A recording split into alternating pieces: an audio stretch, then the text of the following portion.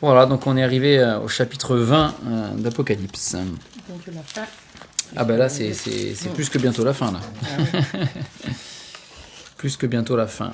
C'est un problème Donc on avait vu au chapitre 19, je rappelle, eh bien, la joie qu'il y avait dans le ciel, du fait que ce système qui a conduit l'humanité à se rebeller contre Dieu de manière vraiment absolue, eh bien, s'écroule totalement avec cette capitale, cette Babylone, qui s'écroule et qui est détruite même, et anéantie par le Seigneur. Par le Seigneur.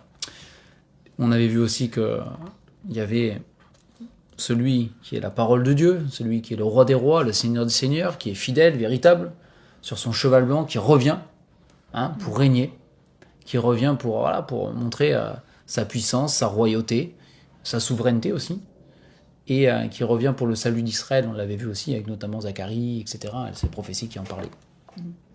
Et puis cette fameuse bataille d'Armageddon, on avait terminé avec ça la dernière fois, où toutes les armées de l'Antéchrist qui sont réunies pour faire la guerre à Israël et à Dieu, eh bien, sont anéanties.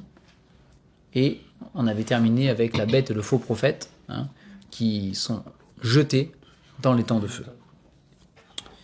Et donc on arrive au chapitre 20, et on va lire ensemble ce chapitre 20.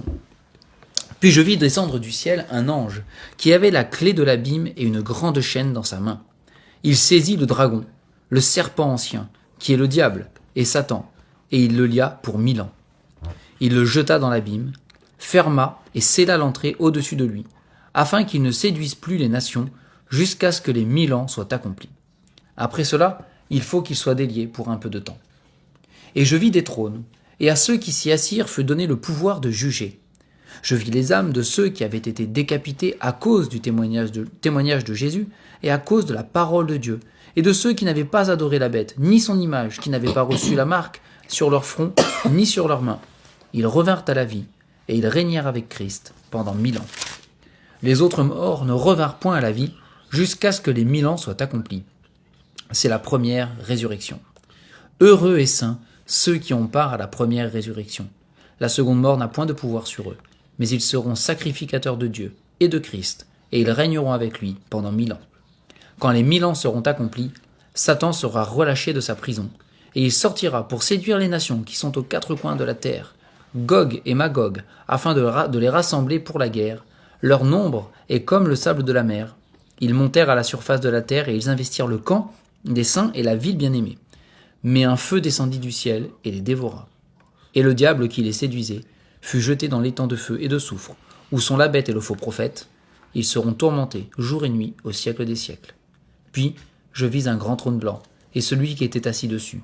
La terre et le ciel s'enfuirent devant sa face, et il ne fut plus trouvé de place pour eux. Et je vis les morts, les grands et les petits, qui se tenaient devant le trône. Des livres furent ouverts, et un autre livre fut ouvert, celui qui est le livre de vie.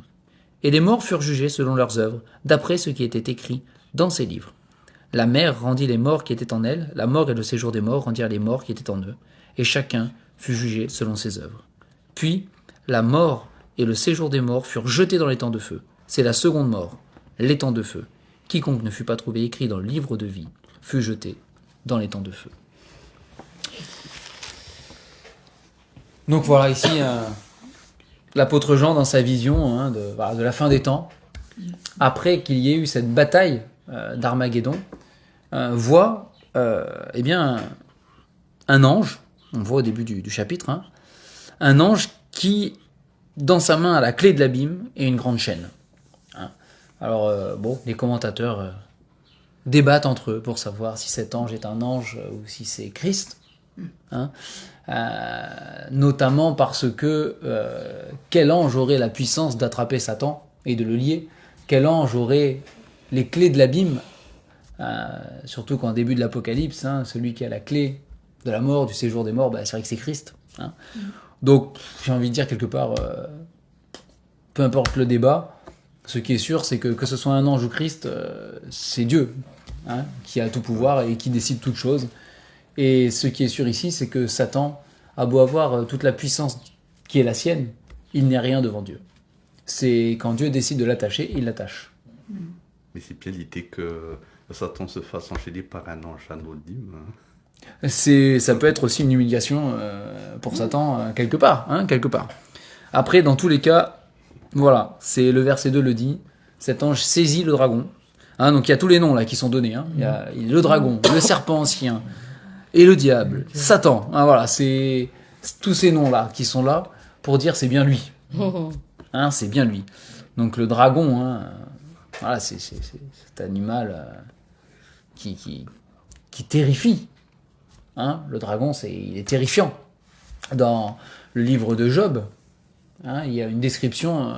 Alors, il est appelé le Léviathan, mais si on lit la description du Léviathan dans le livre de Job, ça ressemble vraiment à un dragon, trait pour trait. Hein.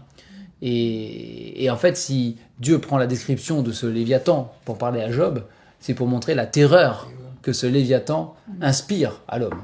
C'est un animal qu'on ne peut dompter, c'est un animal qu'on ne peut apprivoiser, c'est un animal qui terrifie tout le monde.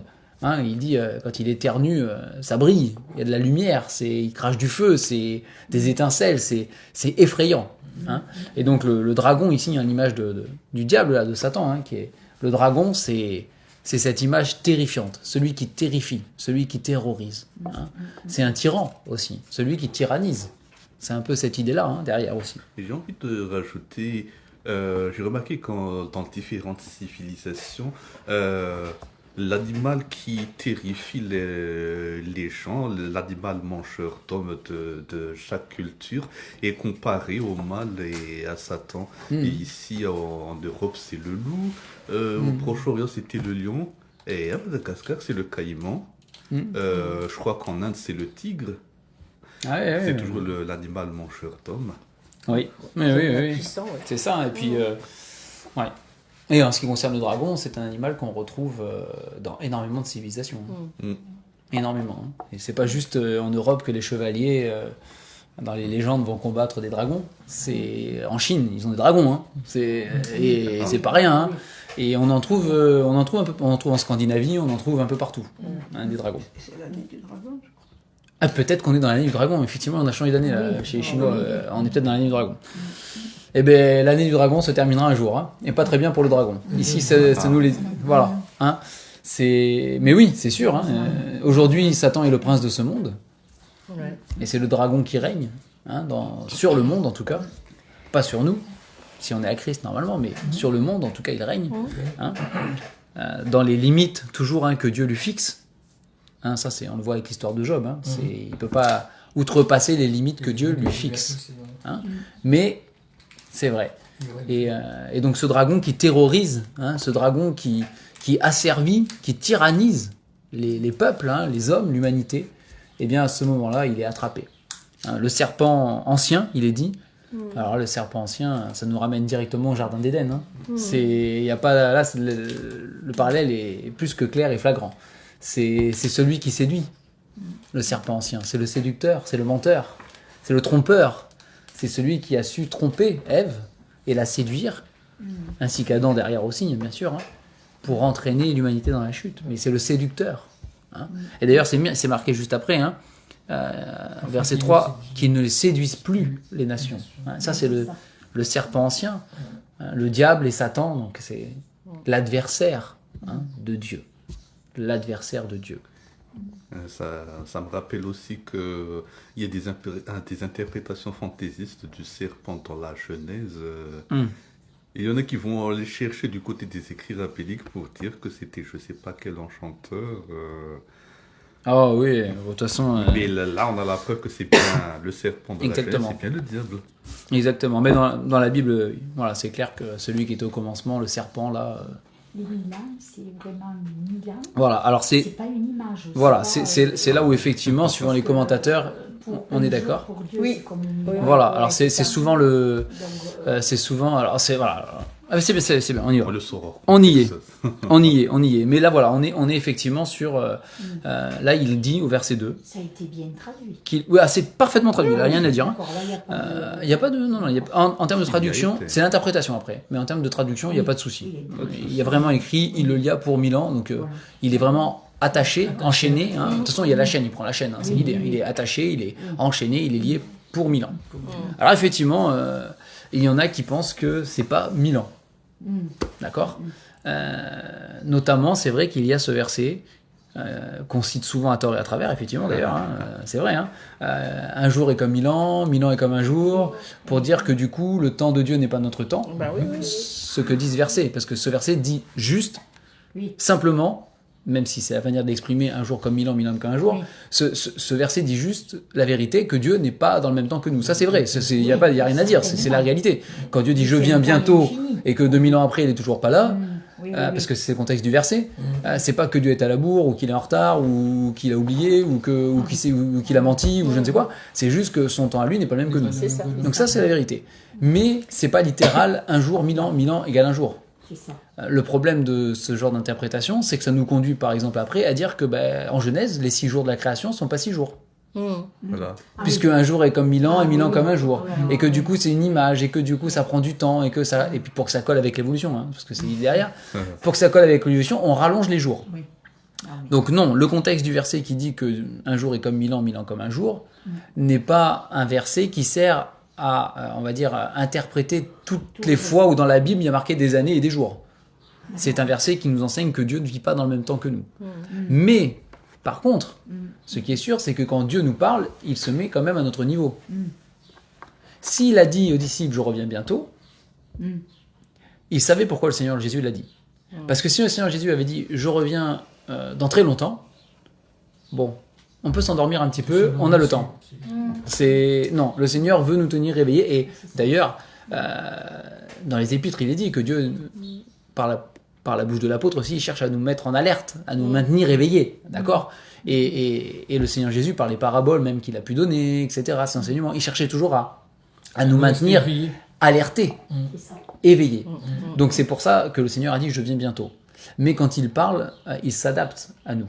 Si le Seigneur dit ici 1000 ans, pour quelle raison est-ce qu'il dirait 1000 ans pour pas dire 1000 ans ? Moi, c'est toujours la première question que je pose, c'est pour quelle raison Dieu dirait 1000 ans, mais si ça veut pas dire 1000 ans, je comprends pas. Surtout que ici, et c'est vrai que c'est un débat qui a court, hein, mais voilà, mais ici, 1000 ans, ça revient énormément de fois dans ce chapitre. C'est pas juste une fois. Il le répète. Donc il est lié pendant 1000 ans. Ensuite, au verset 3, qui séduisent plus une nation jusqu'à ce que les 1000 ans soient accomplis. On parle de 1000 ans, d'accord ? Ensuite, au verset 4, à la fin, il revint à la vie et il régnèrent avec Christ pendant 1000 ans. Donc il répète que c'est pendant 1000 ans, d'accord ? Ensuite, au verset 7, quand les 1000 ans seront accomplis. Et 5 aussi. Et au verset 6 aussi. Au verset 5, vie, 1000 pendant ans, 1000 ans. exactement. Et il redit au verset 6 et il le redit au verset 7. Donc là, quand même, bon. Et pour la petite histoire, en plus, tu sais, les amis Eldalis, quand sur le verset 7, quand il est écrit quand les bilans seront écoulés, eh bien, ils vont chercher une sorte d'ambiguïté de traduction en disant que Satan ne sortira pas de sa prison d'un seul coup quand les bilans seront écoulés, mais qu'il sortira régulièrement. Oh, ça, c'est vraiment une interprétation. Là, on lit entre les lignes, quoi. On lit entre les versets et on invente des trucs. Surtout qu'il n'y a rien de tel dans le texte que je ne comprends pas. Non, donc vraiment, ce chapitre, on n'a pas de raison biblique. On n'a pas de raison biblique de croire autre chose que ce qui est marqué, honnêtement. C'est vraiment... Plus, si on doit suivre jusqu'au bout la logique des 1000 ans font un jour font 1000 ans, alors les Israélites de Josué ont mis 3000 ans à faire le tour 7000 ans pour faire le tour de Jéricho. Oui, c'est sûr que si on commence à changer tous les chiffres, toutes les années, toutes les dates, c'est compliqué. Après, voilà, des fois, il y a des contextes qui permettent de comprendre certaines choses. Mais là, c'est répété assez de fois quand même pour que ce soit, on va dire, assez clair, hein, pour moi en tout cas.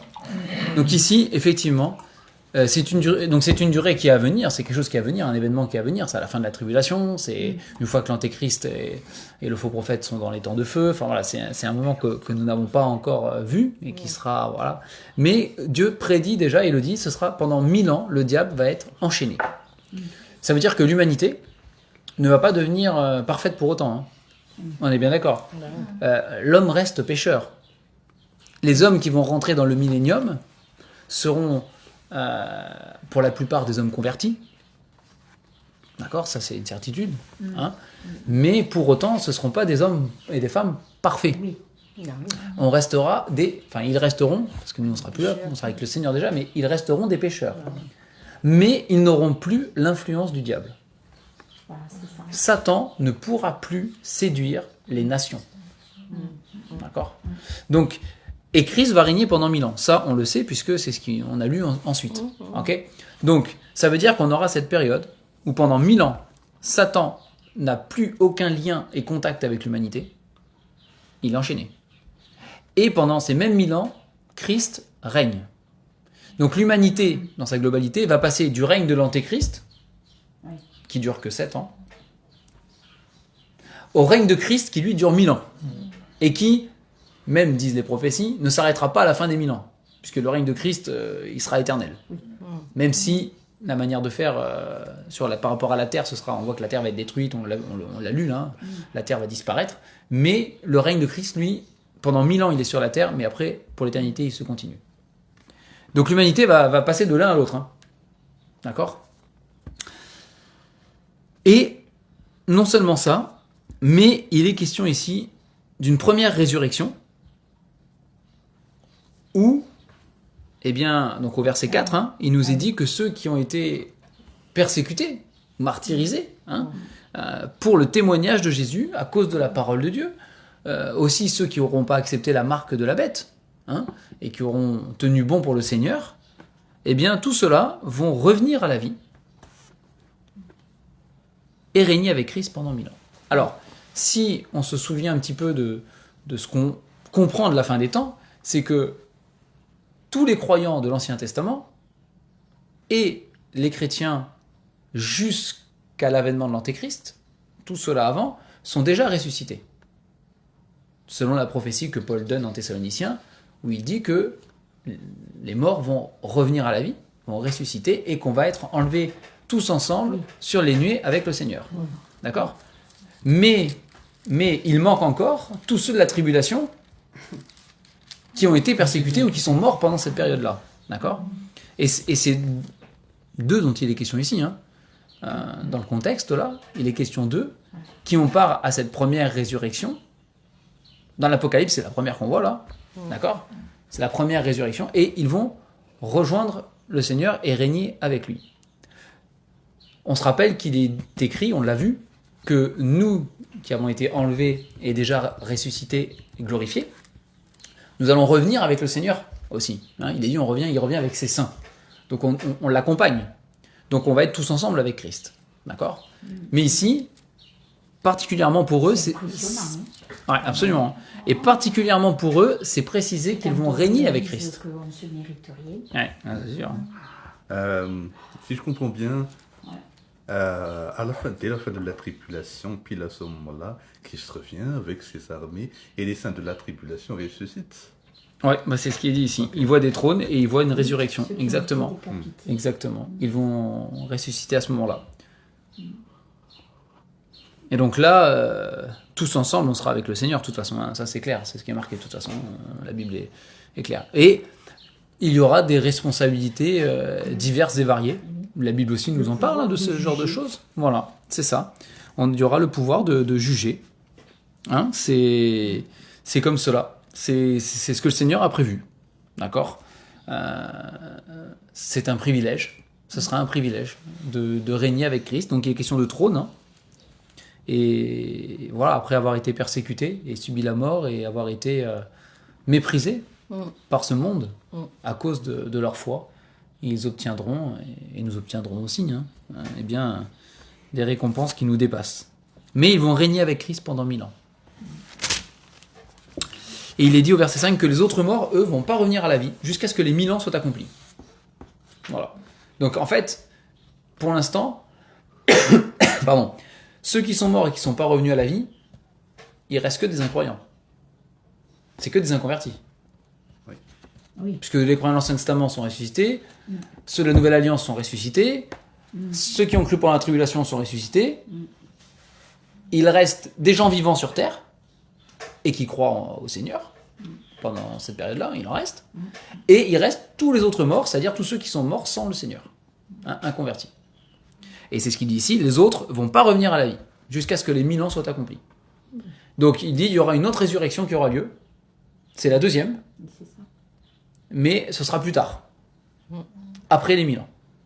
Et au verset 6, il précise que ceux qui sont heureux et saints, c'est ceux qui ont part à la première résurrection, et pas ceux qui ont part à la deuxième. Et ce qui est beau, hein, il dit, hein, la seconde mort n'a pas de pouvoir sur eux, mais ils seront sacrificateurs de Dieu et de Christ, et ils régneront avec lui pendant 1000 ans. Il le répète là, hein, le règne, mais voilà, ils seront sacrificateurs de Dieu et de Christ. C'est non seulement ils auront une position d'autorité, on va dire administrative, hein, ils vont régner sur des trônes, ils vont juger, ils vont voilà, mais ils auront aussi un pouvoir sacerdotal, hein, un pouvoir de sacrificateur. Ils auront un pouvoir de prêtrise, un pouvoir spirituel. Ils auront une autorité. Pouvoir, c'est pas le bon mot, j'aime pas trop ce mot, mais ils auront une autorité spirituelle en tout cas. Hein.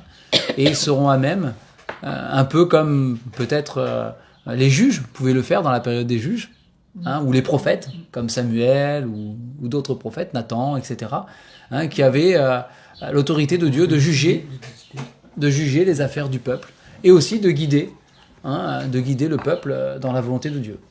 Donc on peut peut-être y voir un petit peu, ils cumuleront un petit peu ces choses-là, voilà. Hein. Et donc au verset 7, il nous est dit, alors l'Apocalypse ne s'étend pas sur les 1000 ans, sur la période des 1000 ans. Oui. On sait juste que Christ va régner pendant 1000 ans, sans que Satan puisse intervenir, et que les saints vont régner avec Christ. Dans l'Apocalypse, hein, d'accord ? Dans les prophéties, on a un peu plus de détails, même si c'est pas toujours aussi simple et aussi clair. Hein. Mais voilà, il y a plusieurs prophéties. Alors, on va pas, j'ai pas eu le temps de préparer tout ça là. Je vous avoue, c'était le chaos. Donc voilà. Mais voilà, vous avez ces prophéties que vous connaissez probablement hein, dans l'Ancien Testament, qui dit que le loup et l'agneau paîtront ensemble, que l'enfant pourra mettre la main dans le nid de serpent et ce genre de choses. Et ça semble correspondre à cette période de 1000 ans où Christ va régner et où les choses sur terre vont changer. Ce n'est pas les nouveaux cieux et la nouvelle terre. Non, parce que la terre sera détruite et nouveaux cieux, nouvelle terre, justement, on n'a pas de détails. On ne sait pas. Il n'y aura plus, à part qu'on sait qu'il n'y aura plus de... Bon, on le verra quand on avancera dans l'Apocalypse, mais on sait qu'il n'y a plus de soleil, par exemple, puisque c'est Christ qui est la lumière. Voilà. Oui. Mais il semble que la nouvelle terre ne soit pas une terre qui soit similaire à celle-là. On n'a pas vraiment de parallèle à faire, c'est assez compliqué. Donc on pense plutôt que ces prophéties s'appliquent au règne de Christ sur la terre pendant 1000 ans. Évidemment, c'est possible. C'est ce qui est possible, oui, tout à fait. Oui. Après, encore une fois, voilà, il n'y a pas énormément de choses, mais voilà, il semblera que le jeune, il semble aussi, d'après les prophéties, que l'espérance de vie rallonge dans le millénium, et que celui qui a 100 ans sera jeune, etc. En tout cas, c'est le règne de Christ. Et ce qui est sûr, c'est que dans le règne de Christ, c'est normal que des choses changent par rapport à quand c'est pas Christ qui règne pour de vrai. C'est Christ va régner sur la terre, et des choses vont changer. Donc il va vraiment apporter déjà un début de transformation à ce monde. Ouais. Il ne faudra pas juste de s'asseoir sur un trône et de donner des tirés. Ah non. Non, c'est le prince de la vie et c'est le créateur qui va régner. Donc même dans la création, il va se passer des choses. Il y aura un chamboulement par rapport à ce qu'on connaît nous en tout cas. Il y aura quelque chose il y aura des choses qui vont C'est changer. vrai que même pendant son ministère terrestre, il était aussi abaissé que possible, mais il opérait des miracles, il ressuscitait les morts et tout ça. Il ressuscitait des morts, il changeait de l'eau en vin, il marchait sur l'eau, il calmait des tempêtes. Donc à plus forte raison. On peut imaginer que même climatiquement parlant, même ça sera différent. Que pendant les 1000 ans, il n'y aura pas de tremblements de terre qui engloutiront des gens, des tsunamis qui rayera des villes de la carte, des éruptions volcaniques qui réduiront en cendres des villes. Enfin voilà, ça n'aura pas lieu. Le Créateur régnera et sera maître de toutes choses. Et voilà, on peut imaginer cela. Et c'est un peu dans ce sens que vont quand même les prophéties. Ouais, les prophéties. Mais dans l'Apocalypse, c'est vrai qu'il ne s'étend pas dessus. Il dit juste qu'il y a 1000 ans où Christ règne. Hein. Et à la fin des 1000 ans, donc au verset 7, à la fin des 1000 ans, Satan sera relâché de sa prison. Donc il sera emprisonné. Hein. C'est cet abîme dont il est question. La Bible en parle. Hein, c'est parfois il est question du séjour des morts aussi. Mais voilà, c'est un endroit, c'est une prison.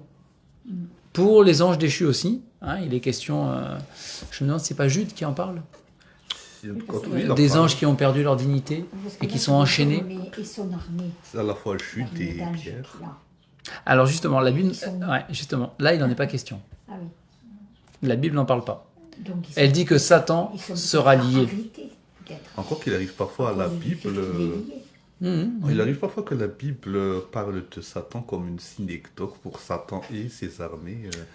Parfois, oui, bien sûr, ça peut. Derrière Satan, là, il peut y avoir Satan et puis tous les autres.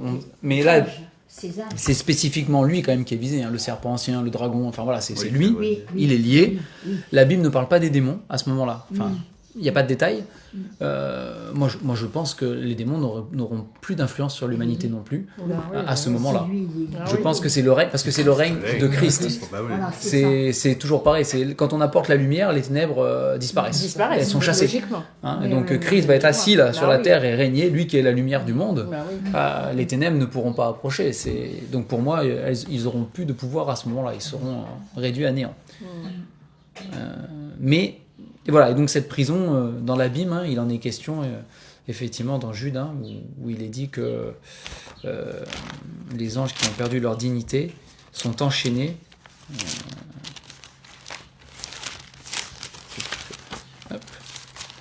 Sont enchaînés. Alors, soit c'est Jude, soit c'est... Soit c'est la deuxième. Soit c'est dans Pierre, ouais. Les deux en parlent, en fait. Ouais, mais c'est plus... Ah ouais, c'est ça. Voilà, c'est ça, c'est Jude, c'est celui-là que je cherchais. Donc c'est Jude, chapitre 1, il n'y en a qu'un. Jude, le verset 6, il dit qu'il a réservé pour le jugement du grand jour, enchaînés éternellement par les ténèbres, les anges qui n'ont pas gardé leur dignité, mais qui ont abandonné leur propre demeure. Et donc ici, il est question d'anges déchus qui sont enchaînés éternellement par les ténèbres. Hein. Et donc il semblerait que ce soit cette fameuse prison où Satan sera aussi emprisonné, l'abîme, le séjour des morts. Jusqu'au moment où, au bout des 1000 ans, Satan va être relâché. Une dernière fois. Une dernière fois. Et pourquoi? C'est une bonne question. Donc là, il faut être conscient que pendant 1000 ans, l'humanité va vivre sous le règne de Christ. Et on peut dire que pour la plupart, ils auront, ceux qui arriveront au bout des 1000 ans, même si l'espérance de vie va rallonger, ils n'auront pas connu grand-chose d'autre. Oui. Il y a plein d'enfants qui vont naître pendant cette période-là, pendant les 1000 ans, hein, surtout qu'il n'y aura plus beaucoup de problèmes qu'on a aujourd'hui, puisque Christ va régner. Donc il y aura probablement beaucoup de naissances, la population va se multiplier sur la Terre, hein, et au bout de ces 1000 ans, ceux qui seront là n'auront pas connu beaucoup d'autres choses que Christ, en tout cas que le règne de Christ. Et ce qu'on voit, c'est que beaucoup vont suivre Satan dès qu'il va être relâché. Il va de nouveau séduire les nations et ils vont le suivre sans problème. Vraiment. Pourtant, ils auront été sous le règne de Christ pendant 1000 ans. Hein, mais ils vont le suivre. Et je pense que, à cause de la nature pécheresse de l'homme, donc il y a beaucoup dans ces 1000 ans qui ne vont pas se convertir, pour le coup. Ils vont vivre le règne de Christ, mais ils ne vont pas nécessairement se convertir. Et je pense que malheureusement, à cause du péché, qui ne sera toujours pas traité en nous, l'humanité va vivre le règne de Christ comme une tyrannie pour le bien, la tyrannie du bien. Pour eux, ils auront l'impression de vivre privés de liberté. C'est la tyrannie du bien. Et quand Satan va être relâché, il va être relâché par Dieu pour montrer et révéler le cœur réel des hommes qui sont là.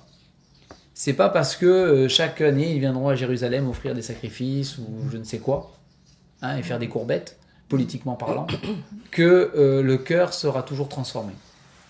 Et Satan sera là pour révéler une dernière fois, parce qu'après là c'est fini, mais une dernière fois le cœur de l'homme, qui même en ayant vécu le règne de Christ, dans son état de pécheur, n'accepte pas le bien. Ce n'est pas possible.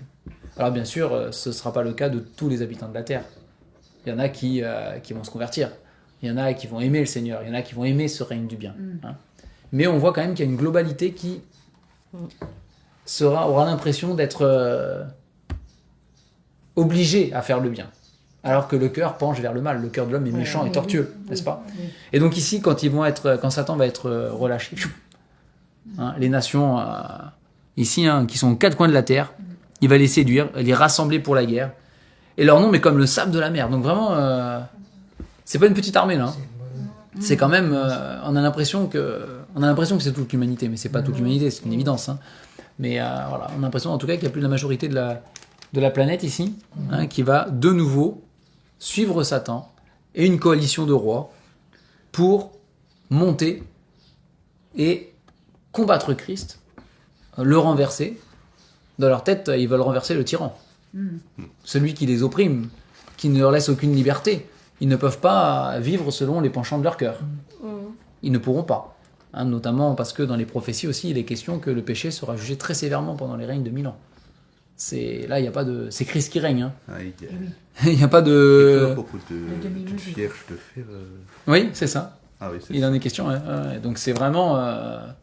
Et les prophéties disent, hein, baiser le fils de peur qu'il ne s'irrite.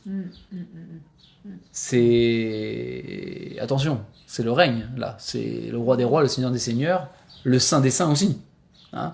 Donc voilà, les hommes ne pourront pas. Et donc là, ils vont de nouveau s'assembler pour faire la guerre, essayer de renverser... C'est de la folie, mais essayer de renverser Christ pour de nouveau pouvoir faire ce qu'ils veulent. Voilà. Enfin, pécher et laisser libre cours à leur nature. En plus, le verset 8 utilise l'expression Gog et Magog. Bon, après, sans rentrer dans tous les détails de l'origine de Magog en Russie, patati patata. D'après ma petite recherche, pour les Juifs de l'époque de Jean, Gog et Magog, c'était une expression pour désigner l'ensemble des nations non croyantes. Oui, les païens, enfin, ouais. Oui, c'est ça. Au-delà des interprétations. Moi, je croyais que ça. C'est pas tout à fait. Russie, disons, oui. C'est une des interprétations. Non, mais c'est une des interprétations qui. Après, moi, je penche plus, comme dit Narendra, pour une expression qui désigne l'ensemble des nations qui va se lier contre Christ. Voilà. Alors, ils vont se rassembler pour la guerre, c'est ce qui est marqué. Oui. Mais si on lit bien, quand on a lu le texte, on va le relire, hein, il n'y a pas de guerre. Au verset 9, ils montèrent à la surface de la terre, ils investirent le camp des saints et la vie bien-aimée, mais un feu descendit du ciel et les dévora. Il n'y a pas de guerre. Voilà. Oui, c'est ça. Eux, ils viennent faire la guerre, Oui, ils viennent. Voilà. ils rentrent dans la ville, Dans ce but. et ils n'atteignent même pas Christ, qu'un feu descend du ciel, Ben oui, et c'est oui. terminé. Oui. Et c'est dans ce sens-là que je disais que... Qui disent c'est la bombe atomique. Bon, là, non, là, c'est un feu qui descend du ciel. Même si ça a un peu l'effet de la bombe atomique. Eh bien, disons que ce sera même... Sauf que là, c'est ciblé. Oui. Les justes qui sont dans la ville ne seront pas touchés. Touché, oui, sûr. Mais... Et c'est dans ce sens-là où on avait vu la dernière fois la bataille d'Armageddon, qui justement n'est pas à placer au même endroit. Hein, parce que là, il n'y a même pas de bataille.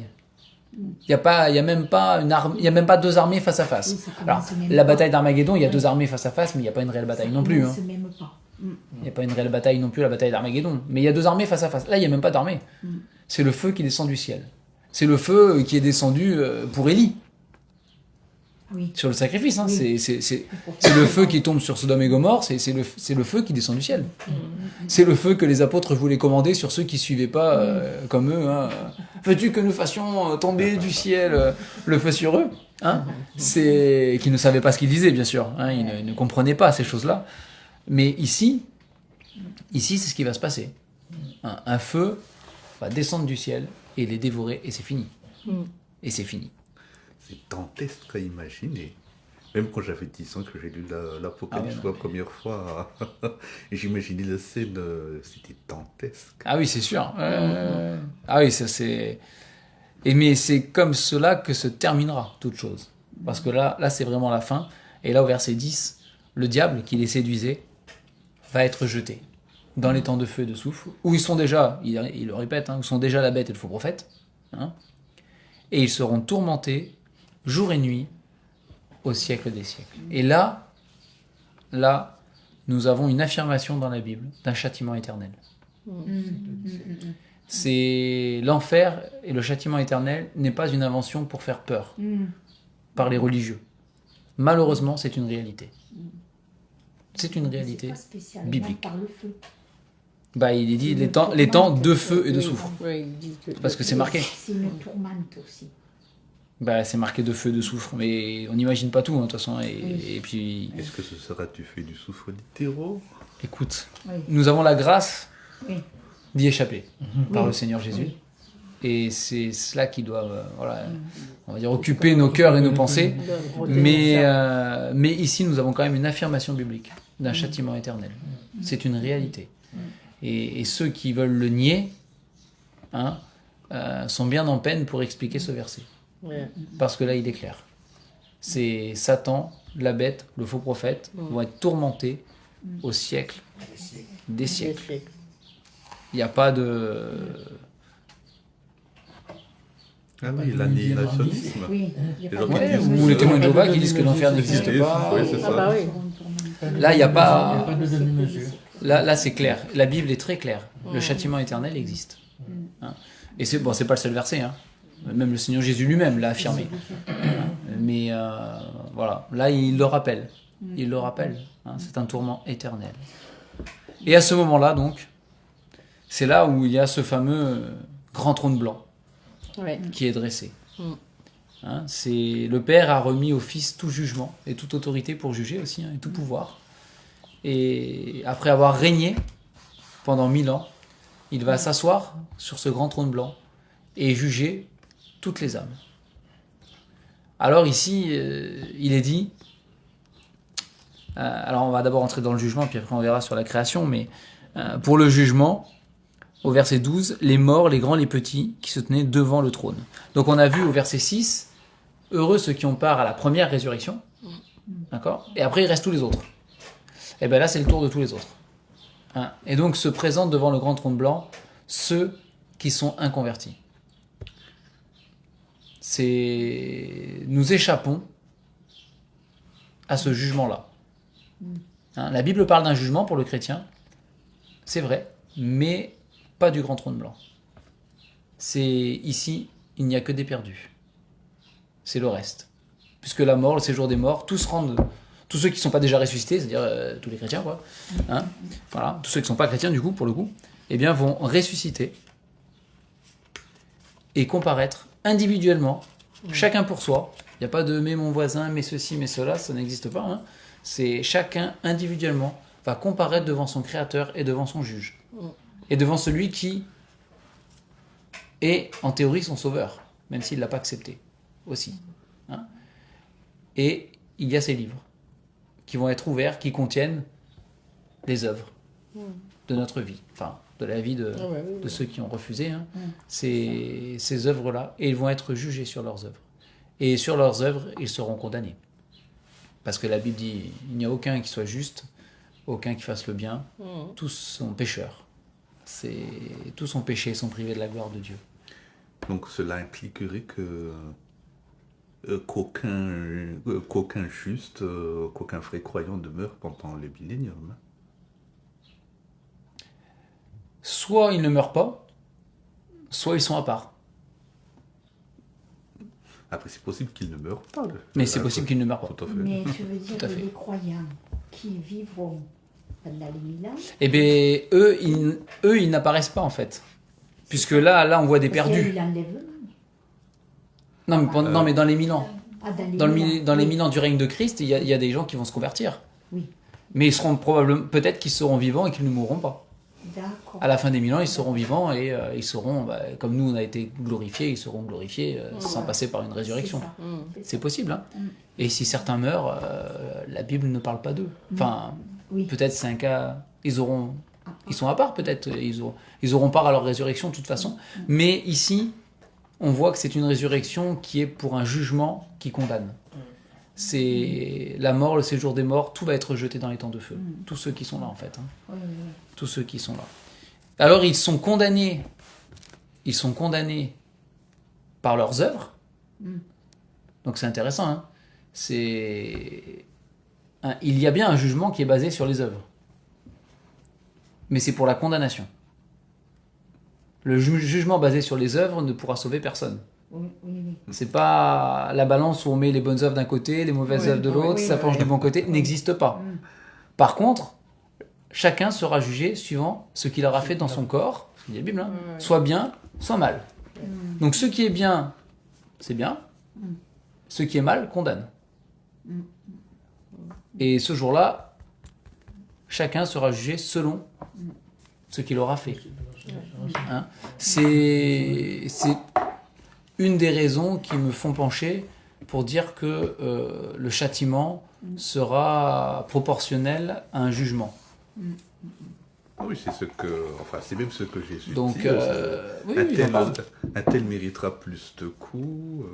Donc moi, c'est ce que je pense aussi, que chacun est jugé selon son œuvre et que le châtiment est en proportion des œuvres qu'on aura commises et du mal qu'on aura fait. Je trouve que c'est juste. Ce qui est juste. C'est très juste. Ce qui est juste. C'est parfaitement logique. Donc, ils seront jugés selon leurs œuvres, qui les condamneront parce que personne n'est parfait. D'accord ? Oui. Mais ils ne seront pas sauvés parce qu'ils ne sont pas écrits dans le livre de vie. D'accord ? C'est ce qu'il dit ici. Hein. Ah oui. Il y a les livres des œuvres et il y a le livre de vie. De vie. Et ceux qui, à ce moment-là, ne seront pas écrits dans le livre de vie, c'est-à-dire tous ceux qui sont là, en fait, mais ne seront pas sauvés. Et c'est intéressant parce que ça souligne pour nous la grâce de Dieu. Pourquoi ? Parce que, Encore plus.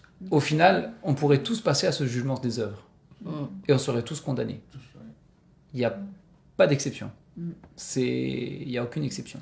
Si on devait comparaître, et grâce à Dieu, on n'y passe pas, mais si on devait comparaître au grand trône blanc et que Dieu analysait nos œuvres, nous serions condamnés. En fait, Sans exception.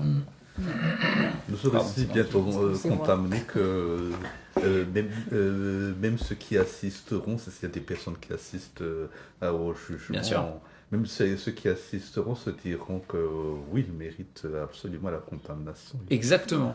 Et donc, nous ne sommes pas meilleurs. Nous sommes des pécheurs. Mais la grâce, c'est que nous avons cru en Jésus. Et que notre nom est dans le livre de vie. Et donc, ça accentue, ce côté des deux livres, de ce livre-là, ça accentue la grâce. La grâce que nous avons. Parce que merci Seigneur. Et les morts, Oui. la mer rendra les morts, Ouais. le séjour des morts rendra les morts. Ouais. Mais pour les gens qui se font insigner, Aucun problème. beaucoup de chrétiens disent qu'il ne faut pas se faire insigner. Oui, mais C'est ça n'a pas de une sens. vérité quand on y- Oui, mais regarde tous les chrétiens qui sont morts sur des bûchers. Voilà. Tu vois ce que je veux dire ? Oui. Il y a des chrétiens qui ont été mis sur des bûchers pour leur foi et qui ont Oui, été... malgré eux. à la résurrection, tout ça n'a aucun sens. Quand il est dit la mer rend les morts qui sont en eux, qui est en elle, Oui, il y a des oui, morts oui, qui oui. sont morts dans la mer depuis et qui n'existent plus. Enfin, je veux dire, il n'y a même plus une trace, il n'y a plus rien. Oui, mais c'est sûr. T'imagines imagine le premier noyé de l'humanité. Ou dans le déluge, tous ceux qui sont morts dans le déluge. C'est depuis le temps... c'est... L'impression Donc, de l'année. il n'y a pas de... Non, en fait, quand Dieu ressuscite, il ressuscite. Peu importe là où les particules sont parties. De toute manière, c'est le Dieu de la résurrection. Il n'y aura pas de... Mais c'est impressionnant. Impressionnant. Et en tout cas, c'est la dernière fois qu'il est question de la mort. Oui. C'est des morts qui ressuscitent, et après, la mort n'existera plus jamais. C'est terminé. Et d'ailleurs, il est dit au verset 14. Donc il y a voilà. Donc on l'a vu. Donc le jugement sur les œuvres, et puis la grâce de Dieu. Pour le salut, c'est la grâce de Dieu. Uniquement la grâce. Et la mort et le séjour des morts, au verset 14, sont jetés dans les temps de feu. C'est la seconde mort, les temps de feu. Là, la mort, le séjour des morts, c'est terminé. C'est l'aboutissement. C'est fini. Et il y a ce cri de victoire: ô mort, où est ta victoire? Ô mort, où est ton aiguille? C'est, comme le dit l'apôtre Paul, c'est fini. Le dernier ennemi qui sera vaincu, c'est la mort. Et ici, la mort n'existera plus jamais. C'est terminé. Parce qu'il n'y aura plus de péché après cela. C'est ça, il n'y aura plus aucun péché. C'est ça. Donc, le salaire du péché, c'est la mort. Donc, il n'y aura plus de mort. C'est fini. C'est plus que la vie. Christ est la vie, et c'est tout. Alors, comment ce sera, on ne sait pas tout. Mais ici, ce qui est sûr, c'est qu'au verset 11, du coup, on revient un peu là au grand trône blanc, la terre et le ciel s'enfuirent devant sa face. Hein? Donc, c'est le moment où l'univers va être roulé comme un vêtement et il va disparaître. C'est dans Pierre qu'il est question, il me semble, De Pierre, chapitre 3. de cela, ouais, Ah, on l'avait vu récemment avec Ramon. avec En 2 Pierre 3. Hein. En 2 Pierre 3, le verset 10 nous dit « Le jour du Seigneur viendra comme un voleur. En ce jour, les cieux passeront avec fracas, les éléments embrasés se dissoudront, et la terre, avec les œuvres qu'elle renferme, sera consumée. Ouais. » Consumée. Hein. Et, voilà. Et au verset 13, il dit « Nous attendons, selon sa promesse, 2 nouveaux cieux et une nouvelle terre où la justice habitera. Et ça, on le verra la prochaine fois hein, dans l'Apocalypse, avec cette nouvelle terre. Mais ici, c'est par le feu. Hein. Le monde d'avant a péri dans l'eau par le déluge. Et Dieu s'est engagé. Il a promis que plus jamais la terre ne serait détruite par un déluge. Mais à la fin, elle sera détruite par le feu. Et non seulement la terre, mais toute la création en fait. Hein. C'est l'univers entier qui sera dissous et qui par le feu sera consumé et disparaîtra. Hein, il n'y aura... Pendant un moment, il n'y aura plus rien. Et ce moment où il n'y aura plus rien, c'est le moment où il y aura le grand trône blanc. Hein, tous les morts vont ressusciter pour comparaître devant le grand trône blanc et l'univers entier va disparaître. Et il n'y aura plus rien. Jusqu'à ce que Dieu recrée quelque chose. Quelque chose de nouveau qui sera totalement détaché de la première création. Ça n'a aucun rapport avec la première création. C'en est une autre. C'en est une autre. Et le péché n'a plus de place dans cette nouvelle création. Hein. Et donc ce chapitre termine avec ce verset 15. « Quiconque ne fut pas trouvé écrit dans le livre de vie fut jeté dans les temps de feu. » Et donc là encore, il n'y a pas d'ambiguïté possible. Les temps de feu, c'est celui où le diable, le faux prophète et la bête ont été jetés avant, là où ils sont tourmentés au siècle des siècles. Hein, cet étang de feu, de soufre. Eh bien, c'est là que sera jeté tout pécheur qui n'est pas repenti. C'est encore une fois attesté par la Bible qu'il y a un châtiment éternel pour les perdus. C'est pas une invention, c'est malheureusement la vérité. Et c'est là que toute âme finira si elle ne se tourne pas vers Christ pour être sauvée. Et c'est ce que mérite toute âme aussi. Et c'est ce que nous méritons aussi, d'après nos œuvres. Mais la grâce de Dieu nous a sauvés. Mais c'est la grâce. Parce que nous mériterions aussi la même chose. Hein. La même chose. Donc voilà ce que Jean il a vu, hein, qu'il a retranscrit ici sur la fin des temps. Alors on n'est pas encore à cette période, des 1000 ans, certainement, puisqu'on le saurait. Oui, Mais... Sauf si on en croit. Oui, mais justement, on n'y est pas. On voit que Satan Mais n'est pas encore lié. ce qui est sûr, oui, non, c'est sûr. Satan n'est pas lié, hein, ça c'est sûr. Mais ce qui est sûr déjà, c'est que à la croix, hein, et c'est ce que les épîtres veulent nous enseigner aussi, hein, c'est qu'à la croix, Satan est lié déjà, pour nous. Nous vivons par l'esprit qui vit en nous, nous avons la victoire, déjà. C'est en espérance, peut-être, mais nous avons cette victoire. Satan n'a plus de pouvoir sur nous. Le péché n'a plus de pouvoir sur nous. Même si on reste dans ce monde et qu'on continue à pécher, hein, malheureusement parfois. Mais nous sommes libres parce que nous sommes en Jésus-Christ. Nous ne sommes plus sous une condamnation qui pèse sur nos vies. Nous avons été affranchis du péché et de la mort déjà. Christ a dit, celui qui croit en moi vivra même s'il meurt. D'ailleurs, il dit ne mourra jamais même. Hein, nous sommes déjà rentrés dans la nouvelle vie. Et quelque part, nous sommes déjà rentrés dans la nouvelle création. Nous sommes nous-mêmes déjà une nouvelle création en Christ. Hein. Et le règne de Christ de 1000 ans, il aura lieu sur la terre. Mais pareil, C'est si nous sommes enfants de Dieu, Christ règne déjà dans nos cœurs. Nous sommes déjà dans son règne, nous. Et nous devons le manifester. Nous sommes sujets de son royaume et nous devons déjà nous comporter sur cette terre comme des sujets du royaume de Christ. Et ça, c'est important. Hein, c'est le témoignage que nous avons à rendre aussi à Christ, dès aujourd'hui. Alors oui, il y a des choses qui viendront. Et il y a aussi des choses qui, spirituellement, dans nos vies, sont déjà réelles même, hein, et que nous devons vivre. C'est la mort n'aura pas de pouvoir sur nous. Elle n'aura pas le dernier mot. Elle est déjà vaincue. Alors certes, on va peut-être, pour la plupart, mourir, hein, voire normalement la totalité, sauf exception, c'est le Seigneur qui décide. Mais ça n'est pas la finalité. C'est loin d'être la finalité. Et c'est loin d'être une défaite. Parce que la vie de Christ coule en nous. Et c'est une vie éternelle, qui n'aura pas de fin puisqu'elle est éternelle, mais qui saura, hein, comme dit l'apôtre en 1 Corinthiens 15, sublimer ce que nous sommes. C'est à la résurrection, nous serons méconnaissables, entre guillemets, hein, dans le sens où aujourd'hui, c'est comme si on était un grain de blé et qu'on devient après une plante entière. Hein. C'est ce que nous sommes n'est rien comparé à ce que nous serons en Christ dans la gloire et ressuscité aussi, hein, et dans la vie. Donc il faut qu'on garde nos esprits aussi, hein, sur ces choses-là. Et puis bien évidemment, c'est encore et toujours un encouragement pour nous à témoigner, parce que les âmes perdues sont perdues pour l'éternité. C'est une réalité. C'est une réalité. Je vais couper là.